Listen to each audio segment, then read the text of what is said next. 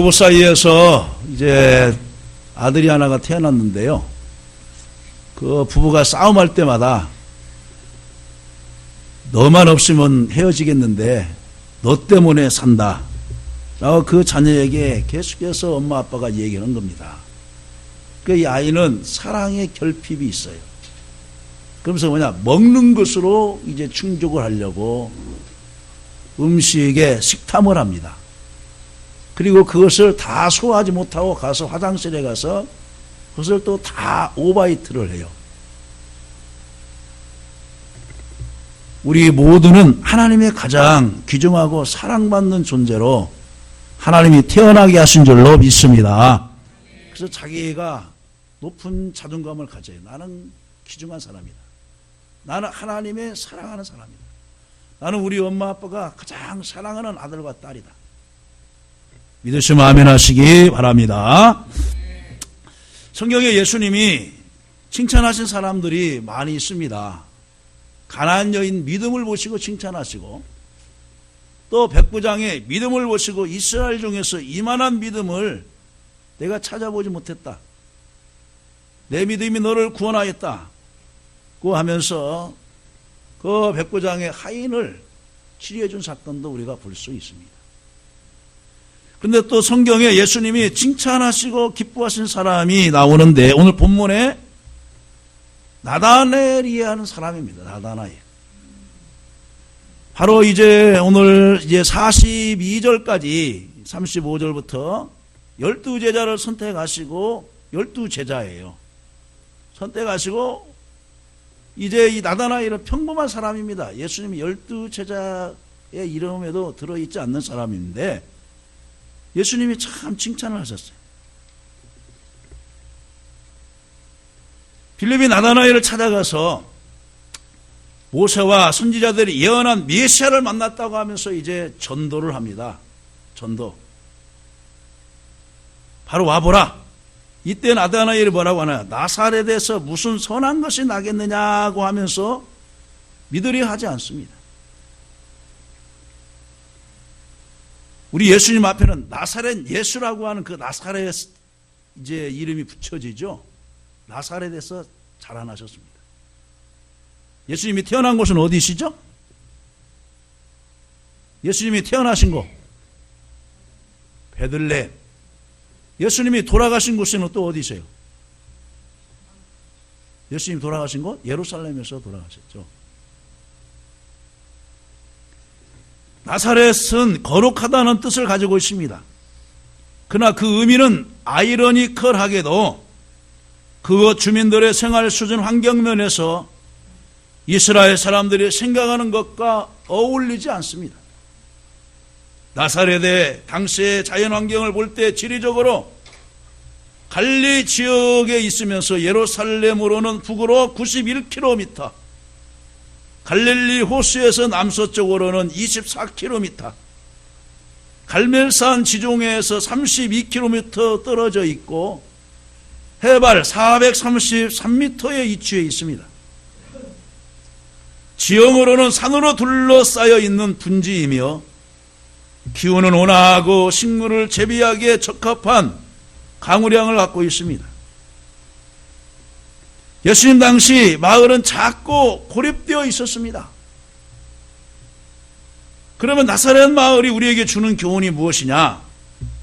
한마디로 그 교훈은 외형으로 판단하지 말라는 것입니다. 나사렛에서 무슨 선아리가 날 수 있느냐? 옛날 이런 말이 있죠. 개천에서 용이 난다고. 제가 알고 있는 모 목사님은 김제 죽산이 고향입니다. 그 죽산에서 그때 당시에 이제 경희대학교를 들어갔다고 하는 것은 개천에서 용이 났다고 이렇게 말을 했어요. 쉽게 말하면 생각지 못한 곳에서 어떻게 그런 사람이 태어날 수 있느냐, 이런 말이죠. 우리에게 요구되는 교훈은 뭐냐? 환경의 문제가 아니라 믿음의 문제라는 것입니다. 사람을 애모로 취하지 말고 그 사람의 중심을 보면서 진실하게 판단하라는 말씀이기도 합니다. 사실 예수님은 베들레헴에서 탄생한 분이지 나사렛에서 나신 분은 아니었습니다. 나사렛에서 공예로 부름받을 때까지 자라나셨습니다. 나다나엘은 또한 성경도 잘 아는 사람이라고 생각됩니다. 이 나다나엘은 예수님께서 베들레헴에서 태어난 것도 알고 구약의 선지자 이야기도 많이 알고 있어요. 나다나엘이 어떤 사람이기에 주님이 만나 보시기 전에 다 알고 계셨다가 칭찬하시고 축복하셨을까요? 오늘날 우리들도 아무리 보잘것없어 보이는 사람이라도 나다나엘과 같은 칭찬과 인정을 받을 수는 얼마든지 있습니다. 사람에게 인정을 받지 못할지라도 여러분 하나님에게 인정받을 수가 있어요. 또 사람에게 인정받은 사람은 하나님에게도 인정을 받아요. 어떤 사람은 그러죠. 사람은 몰라줘도 하나님만 알아주면 된다고. 그것은 맞는 것 같은데 또한 틀릴 수도 있어요. 왜요? 하나님은 사람의 만남도 소중하게 여기거든요. 그래서 예수님께서도 뭐라고 했어요? 그는 자라며 키가 자라고 지식이 자라고 하나님과 사람에게 사랑스러움을 받더라. 하나님에게도 사랑스러움을 받았지만은 이웃들에게도 사랑스러움을 받았다는 거예요. 여러분들이 정말로 이웃 사람들에게도 같은 동료, 주변 사람들에게도 인정을 받을 뿐만 아니라 하나님에게도 인정받기를 주님의 이름으로 간절히 축원합니다. 그럼 왜 하나님은 나다나엘을 보시면서 칭찬하셨을까? 그래서 나다나엘을 보신 예수님, 이런 말씀의 제목으로 말씀을 증거하기를 원합니다. 첫째로 47절 말씀에 보니까 예수님께서 나다나엘에게 대하여서 그는 간사한 것이 없다 이렇게 말을 합니다. 예수께서 나다나엘이 자기에게 오시는 것을 보시고 그를 가리켜 이르시되 보라 이는 참으로 이스라엘 사람이라 그 속에 간사한 것이 없도다 말합니다. 비록 나다나엘은 빌립의 증거를 거부하였지만 그는 나사렛 출신의 예수를 만남으로써 그리스도의 신성, 거룩성과 전지성을 체험하였고 마침내 예수를 참된 하나님의 아들로 고백하기에 이제 이르렀습니다. 예수님은 자기에게 오는 나다나엘을 보고 그는 참된 이스라엘 사람이라 간사함이 없는 사람이라고 한 번에 평가했습니다.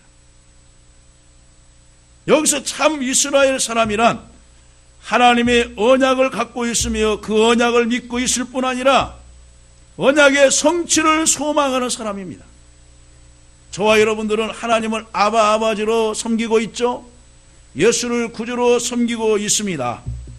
하나님이 우리를 과연 보실 때 너는 참 내 백성이다. 너는 참 구원받은 내 자녀다. 라고 주님이 단번에 여러분에게 말할 수 있을까요? 또 여러분의 마음과 중심을 보시면서 참 아무개 집사는 간사함이 없다. 아무개 집사는 참 진실하다. 아무개 성도는 일구이연을 하지 않는다. 참 정직하다.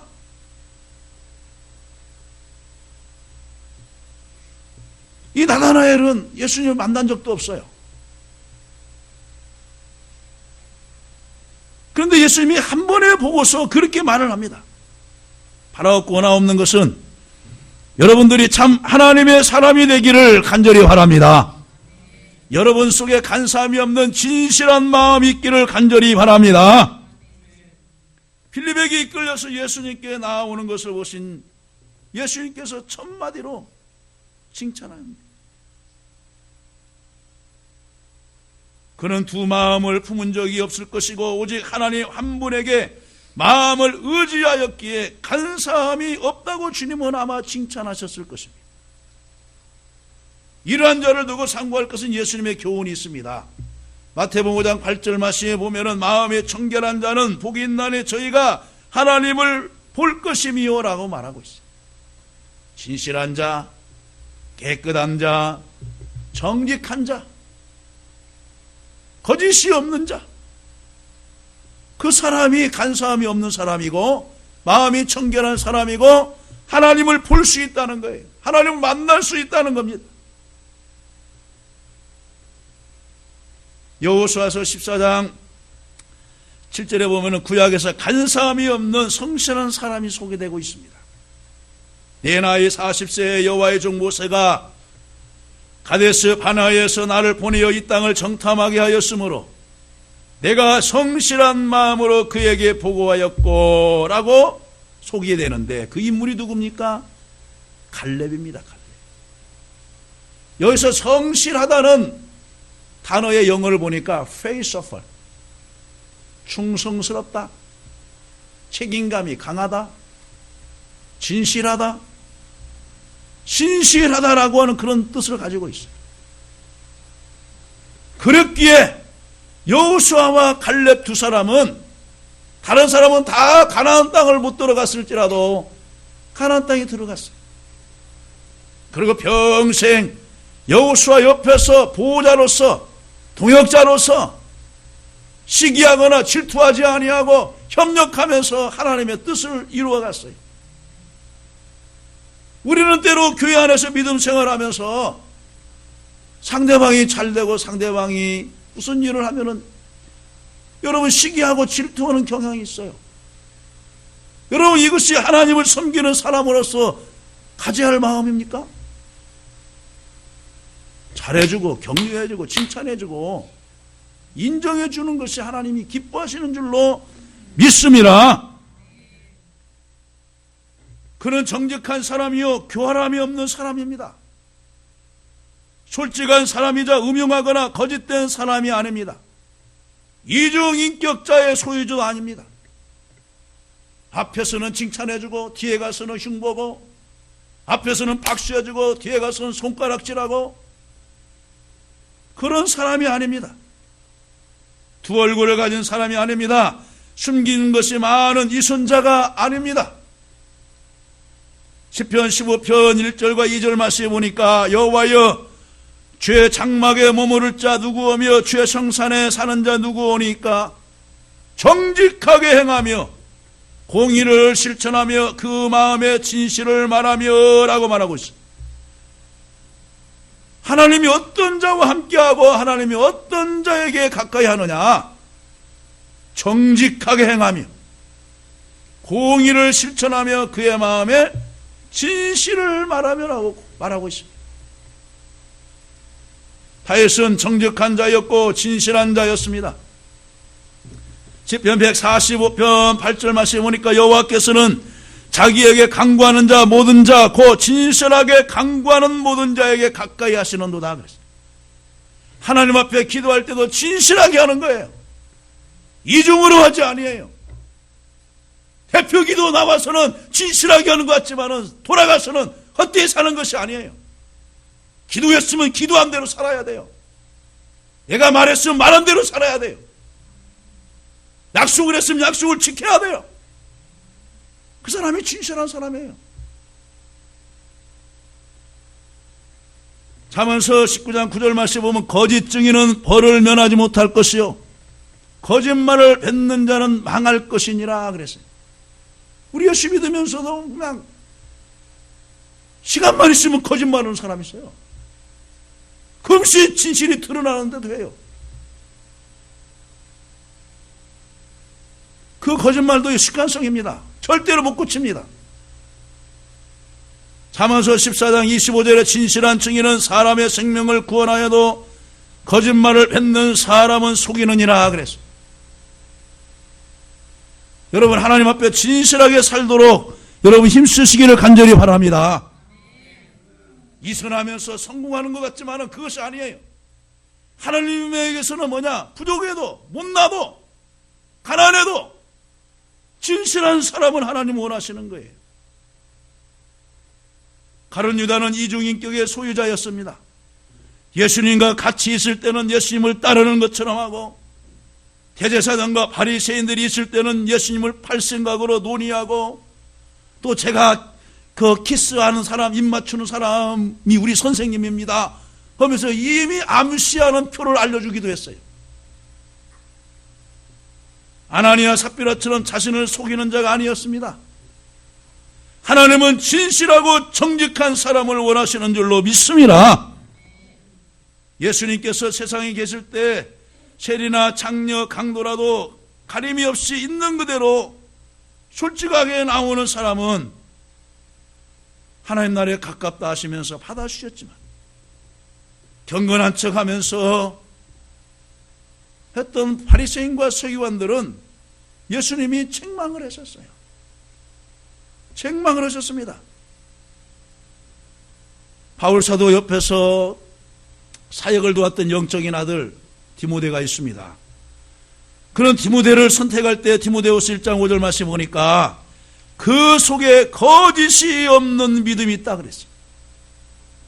바울 사도는 잘 본 것 같아요. 거짓이 없는 믿음과 거짓이 있는 믿음이 있다는 거예요. 여러분, 저와 여러분들이 하나님 앞에서 거짓이 없는 믿음, 간사함이 없는 믿음, 진실한 자 되기를 주님의 이름으로 간절히 축원합니다. 이러한 자를 하나님이 붙들고 쓰시는 거예요. 아담은 자기를 속이는 자였습니다. 누가 선악과를 따먹었느냐? 제 아내가 주어서요. 또 하야에게 물었어요. 너는 왜 따먹었냐? 하나님이 만드신요, 저 뱀이 저를 꼬셔서 따먹었어요. 자기 자신을 숨기는 거예요. 주여, 제가 잘못했습니다. 제가 하나님 말씀을 어겨서 불순종해서 따먹었습니다. 제가 죽일 놈입니다. 용서하여 주세요. 근데 다 화살 다른 사람이 돌리는 거예요.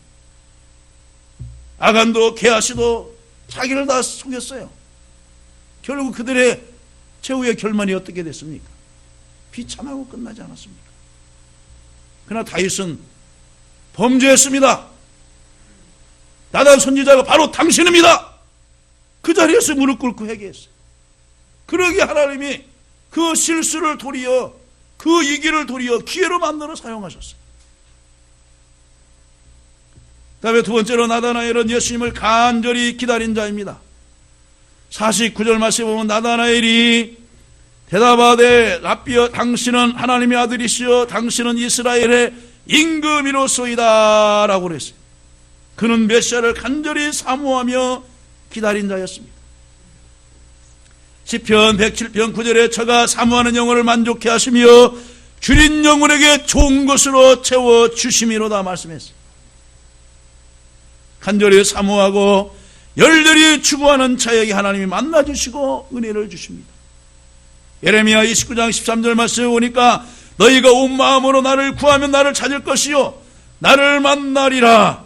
아마도 나다나엘은 아무도 안 보는 무화과나무 밑에서 메시아가 나타나기를 간절히 고대하며 또 묵상하고 기도했을 줄로 믿습니다. 누가복음 2장 25절 말씀에 보면 예루살렘에 시므온이라 하는 사람이 있으니 이 사람은 의롭고 경건하여 이스라엘의 위로를 기다리는 자라. 성령이 그 위에 계시더라. 시므온은 주의 임재를 사모하며 기다리다가 어린 예수를 만나고 그제서야 세상을 떠났습니다. 하나님의 말씀, 메시아를 보내주시겠다고 하는 그 말씀을 고대하면서 하루하루 믿음으로 살았어요. 또 아셀리파 바누엘의 딸 안나라고 하는 선지자가 있는데 나이 많아 매우 나이 많았어요. 그런데 결혼 후 7년 동안 남편이 살다가 남편이 죽었어요. 그리고 사별한 후 84세가 되도록 성전을 떠나지 아니하고 금식하고 기도함으로 섬기다가 어린 예수를 만나고 그제서야 하나님께서 부르심을 받아서 천국을 가게 됐어요. 시편 40편 1절에 하나님이여 사슴이 시냇물을 찾기에 갈급함같이 내 영혼이 주를 찾기에 갈급하니이다 그랬어요. 예수님께서 베스다 지역 마리아와 마르다가 살고 있는 지역에 요즘 말로 하면 신방을 갔습니다. 마르다는 예수님이 좋아하는 음식을 장만하고 하려고 주방에서 열심히 분주하게 막 장만하는 거예요. 그런데 예수님이 오래간만에 오시니까 전도하러 다니시죠, 교육하러 다니시죠, 치유하러 다니시죠. 예수님이 올 수 있는 기회가 없어요. 그러니까 마리아는 예수님의 그 말 앞에 무릎 꿇고 앉아서 주의 말씀을 막 받아먹는 거예요.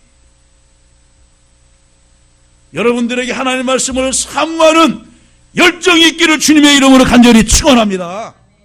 주의를 고대하면서 이 시간을 기다리면서 한 주간을 사모하면서 기다리는 자에게 하나님께서 은혜를 더하여 주실 줄로 믿습니다.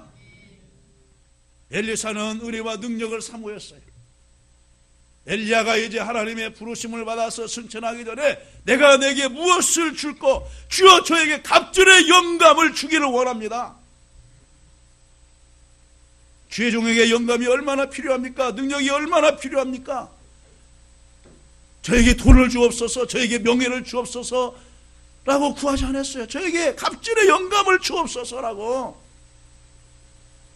엘리사가 구했어요. 그런데 여러분 열왕기하 2장 이하의 말씀에 보면은 이제 그가 열왕기상에서 자기 스승 엘리야가 행했던 이적보다 더 많이 행하였어요. 왜 그렇겠어요? 그가 하나님 앞에 간절히 은혜를 사모했기 때문에 그런 줄로 믿습니다. 또 시편 84편에 보면은 여러분 시편 기자가 뭐라고 했어요? 내가 주의 전을 사모함이 왕궁에서 첫날 있는 것보다 하루 있는 것이 더 낫습니다. 여러분 주의 전을 사모하시고 예배를 사모하시고 나오시기를 간절히 바랍니다. 하나님은 사모하는 영혼을 만족해 하시는 거예요. 시편 70편 4절에도 주를 찾는 모든 자들이 주로 말미암아 기뻐하고 즐거워하게 하시며 주의 구원을 사랑하는 자들이 항상 말하기를 하나님은 이대하시다 하게 하소서 그랬어요. 하나님은 은혜를 사모하는 자에게 은혜를 주시고 능력을 사모하는 자에게 능력을 주실 줄로 믿습니다. 시편 119편 174절에서도 여호와여 내가 주의 구원을 사모하여 싸우며 주의 율법을 즐거워하나이다. 예레미야 26장 9절에서도 밤에 내 영혼이 주를 사모하여 싸운저 내 중심이 주를 간절히 구하오리니 이는 주께서 땅에서 심판하시는 때에 세계의 거민이 의를 배움이니이다 말하고 있습니다. 우리는 과거 KBS 국영방송에서 9시 여자 앵커로 수년간 이제 해왔던 그 신은경 그 권사님 여러분 아실 거예요. 얼굴도 이쁘고요. 근데 그의 남편은 또 영국 특파원으로 기자 생활로 30여 년간 해왔던 박신범이라고 하는 그분이 있었어요. 연령 차이는 많이 일어났지만은 사내에서 결혼을 하게 됐어요. 그런데요, 남편을 통해서 전도받아서 결혼하자 교회를 나가게 됐어요. 아무것도 몰라요. 불교 가정에서 5대 이제 계속해서 제사하는 그 집에서 중학교 1학년까지 섬기다가 아버지가 일찍 돌아가서 너무나 외롭고 그러니까 그 신은경 그 앵커의 어머니가 야 나는 너희들을 바르게 키울 수 없다. 동네 교회를 나가라. 그래서 마지못해서 교회를 나가게 되었대요. 그런데 주님을 만나지 못했어요. 그런데 박신범 이분이 바로 이북에서 피난해 온 피난민이지만은 신앙이 있었어요. 전도를 받게 되고 교회를 나가게 되었답니다. 근데 그 남편이 이제 정치로 이제 뛰어들게 되었어요. 이제 4월 달에 그 국회의원 선거가 있었는데 뭐냐면 이제 마지막 유세가 바로 이제 부활주일 바로 이제 그 시간대에 이제 하고 자기는 그때 이제 하나님 저에게는 찬양한 은사도 없고 가르치는 은사도 없는데 내가 무엇을 하나님 앞에 충성하며 섬길 수 있습니까? 라고 이렇게 기도하는 차에 교회에서 칸타타를 하는데 예수님의 고난 그 대사에 우리 성도님이 나레이션을 좀 해주세요. 설명 좀 해주세요. 라고 목사님으로부터 제안이 들어왔어요. 아, 이거 하나님의 뜻이구나. 하면서 이제 칸타타 중에 그 이제 대화의 내용을 예수님이 고난받으신 그 내용을 이제 대사를 읽는데 눈물바다가 되었답니다. 눈물바다가. 근데 그 아침에 그랬대요. 여보, 내가 당신을 따라가서 유세 현장에 있어야 되죠? 아니야. 하나님이 나와 함께 하니까 당신은 주의 종과 하나님과 약속한 대로 가서 찬양대 칸타타 하는데 대사를 대고요. 나는 하나님이 지켜준다. 그러면서 20분간을 이제 유세를 돌아가서 하는데 그 지역에서는 이제까지 계속해서 3대째 국회의원을 해왔던 모 의원이 있었는데 떨어질 것은 당연히 살아요. 근데 그 선거에서 승리한 줄로 믿으시길 간절히 바랍니다. 하나님을 사랑하고 자기 것을 포기하고 하나님 전에 나와서 자기의 임무를 다하고 하나님 앞에 믿음을 보여드렸더니 하나님께서 남편의 일을 알아서 하게 하시고 자기도 이제 유명세가 타서 여기저기에서 불러다니고 지금은 뭐냐, 홀리 스피치라고 하는 우리 예수 믿는 사람들이 말이 너무나 거칠고 부정적인 말만 하니까 그 연구소를 여의도에서 개설을 해가지고 책까지 발간해서 그 일을 하고 있는데 너무나 은혜가 되었어요. 그분이 하는 말이 무엇이냐, 하나님을 사랑하고 하나님 앞에 믿음을 걸고 하면은 하나님이 다른 것을 다 이루어 주신다는 거예요. 그리고 감사의 말, 믿음의 말, 축복의 말, 긍정의 말, 그 말만을 하면 하나님이 몇 년 후에 보니까 그대로 이루어졌다는 것입니다. 믿으시면 아멘 하시기 바랍니다. 내 영혼이 주를 사모하였은즉 여러분에게도 하나님을 사모하는 그런 열정이 있기를 간절히 바랍니다. 하나님 열정 있는 사람을 쓰시는 거예요. 세 번째는 뭐냐, 이 나다나엘은 경건한 사람이었습니다. 50절을 봅니다. 예수께서 대답하여 이르시되 내가 너를 무화과 나무 아래에서 보았다 하므로 믿느냐, 이보다 더 큰 일을 보리라. 경건이란 늘 하나님의 임재 앞에서 행동하는 사람입니다. 그런 자는 거짓과 이선이 있을 수 없습니다. 진실한 사람입니다. 외식하는 바리새인들처럼 나팔을 불며 자랑하며 뽐내면서 일을 하는 사람이 아닙니다. 그는 아무도 보지 않는 무화과 나무 밑에서 하나님 나라를 염려하며 메시아를 기다리며 기도했습니다. 남이야 보던 안 보던 하나님의 은밀한 교제를 나눈 사람이었습니다. 형식에 구애되는 이 선자가 아닙니다. 재간을 부리거나 꼼수를 부리거나 간사하는 사람도 아닙니다. 이런 사람이 하나님께 인정을 받았습니다. 빌레몬이 부르기 전에 무화과 나무 밑에 서 있는 것을 보았다고 하신 것을 보면 나다나엘은 예수의 통찰력과 전지성을 보았습니다.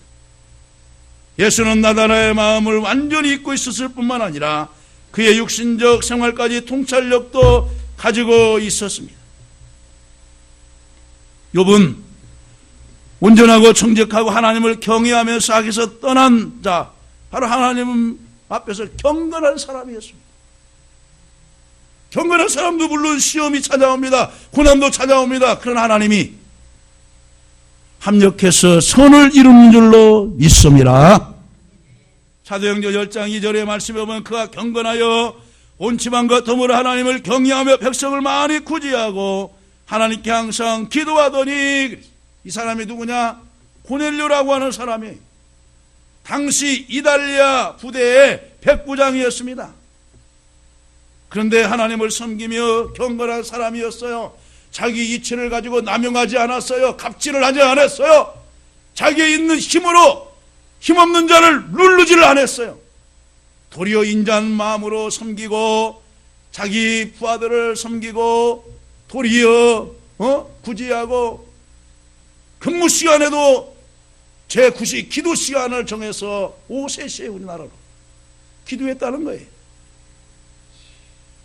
시편 139편 1절에서 2절에 보면은 여호와여 주께서 나를 살펴보셨으므로 나를 아시나이다. 주께서 내가 안고 일어섬을 아시고 멀리서도 나의 생각을 밝히 아시오며 라고 말하고 있습니다. 사람은 나를 보지 않은 것 같아요. 남편은 나를 보지 않은 것 같아요. 아내는 나를 보지 않는 것 같아요. 우리 부모님은 나를 보지 않는 것 같아요. 우리 선생님은 나를 보지 않는 것 같아요. 목사님은 나를 보지 않는 것 같아요. 그러나 동서남북 다 계신 하나님, 오디양 육대주 어디 곳 안 계신 하나님은 다 보고 계시는 줄로 믿습니다. 그 하나님 앞에서 신실해 보세요. 말씀과 기도로 경건해 보세요. 주님이 눈으로 다 보고 계십니다. 사무엘상 16절 7절에 나의 보는 것은 사람과 같지 아니하니 사람은 외모를 보거니와 나 여호와는 중심을 보느니라 말하고 있어요. 역대상 28장 9절에 내 아들 솔로몬아 너는 내 아비의 하나님을 알고 온전한 마음과 기쁜 뜻으로 섬길지어다. 여호와께서는 문마음을 감찰하사 모든 사상을 하시나니 내가 저를 찾으면 만날 것이요 버리면 저가 너를 영원히 버리시리라 말씀하셨습니다. 여러분, 우리 힘으로 경건하게 됩니까? 내 힘으로 담배수를 끊을 수 있습니까? 내 생각으로 세상의 음탕한 것들을 끊을 수 있습니까? 끊을 수 없어요. 우리는 죄의 포로가 되어 있었습니다. 그러나 예수 그리스도께서, 성령께서 내 안에 들어와 계시니 선과 악을 구별하게 하시고 하나님의 자녀가 무엇인가를 깨닫게 하시면서 끊게 하시는 줄로 믿습니다. 이제 우리에게는 책임이 있습니다. 하나님의 자녀답게, 예수님의 자녀답게 사회에서든지 학교에서든지 직장에서든지 가정에서든지 말씀과 기도로 경건하게 사는 것입니다. 지난번에도 어느 목사님을 만났습니다. 선교사님이었다가 돌아오신 분이 선교 지역에서 돌아오셨어요. 나이가 이제 가깝고 하셔서 선교주에서도 전도하기가 너무나 힘들대요. 이단들이 들어와서 벌써 물질 공세를 하고 이슬람권에서 그 오일 달러로 막 퍼대고 오는데 도저히 있을 수가 없어요. 여러분, 국내에서 우리가 쉽게 전도할 수 있습니까? 여러분 삶으로 부여주시기를 바랍니다. 여러분을 보면 하나님을 본 것처럼, 여러분을 보면 예수님을 만난 것처럼 따스하고 풍운하고 온유하고 겸손함을 느낌으로 주님 앞으로 돌아오는 놀라운 역사가 있기를 간절히 바랍니다. 말씀을 뵙습니다. 우리는 하나님이 어디에서 무엇을 하든지 다 보고 계십니다. 진실한 사람, 주님의 응답과 임재를 사모하고 또한 말씀과 기도로 경건한 사람, 주님이 다 보고 계셨다. 연말에 하나님이 세우시고 또 때가 되면은 일꾼으로 세우셔서 나와 함께 가자, 나와 함께 일하자. 내일 좀 해주련 내가 너의 일을 해줄 테니까. 하나님 여러분을 소명할 때가 있어요. 그때를 고대하면서 준비하시고 하나님 앞에 인정받기를 주님의 이름으로 간절히 축원합니다.